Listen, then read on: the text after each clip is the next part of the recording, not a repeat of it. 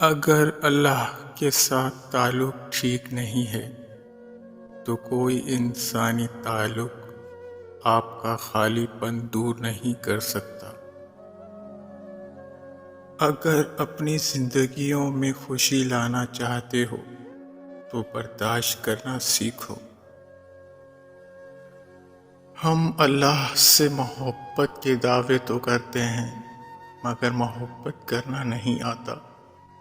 سوچنے والی بات ہے کہ ہم اپنے من پسند شخص کو حاصل کرنے کے لیے راتوں کو جاگتے ہیں، دن رات دعائیں کرتے ہیں، بات نہ ہونے پر روتے بھی ہیں، کبھی تو خودکشی تک کا سوچ لیتے ہیں۔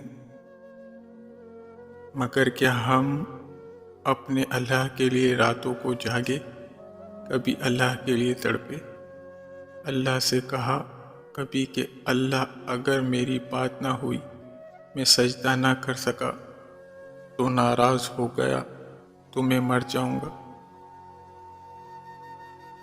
اللہ تعالیٰ کو ان تین گھروں سے سخت نفرت ہے۔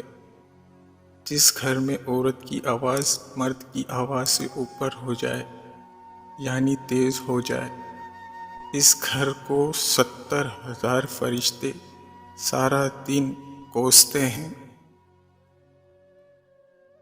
دوسری بات، جس گھر میں کسی کے حق کا مارا ہوا پیسہ جمع ہو اور اس کے مارے ہوئے پیسوں سے اس گھر کی روشنی اور تکبر ہوتی ہو۔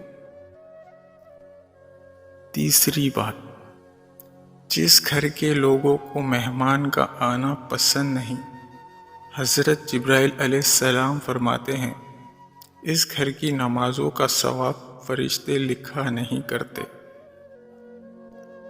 صبر کرنا سیکھ لیں، اللہ سب جانتا ہے۔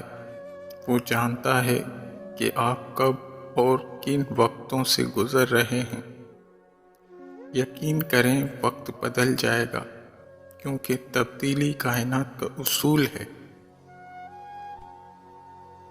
حضرت علی رضی اللہ تعالی عنہ نے فرمایا سب سے بڑا جاہل وہ ہے جو ایک پتھر سے 2 دفعہ ٹھوکر کھائے۔ سمندر اتنا بڑا ہوتا ہے لیکن ہم اتنا ہی پانی لے سکتے ہیں جتنا ہمارے ہاتھ میں آتا ہے۔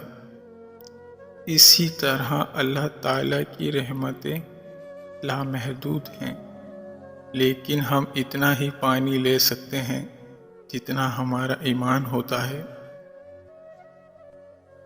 لوگ لاکھ کہیں یہ ممکن نہیں، لیکن میں نے اس کے کن سے تقدیریں بدلتی دیکھی ہیں۔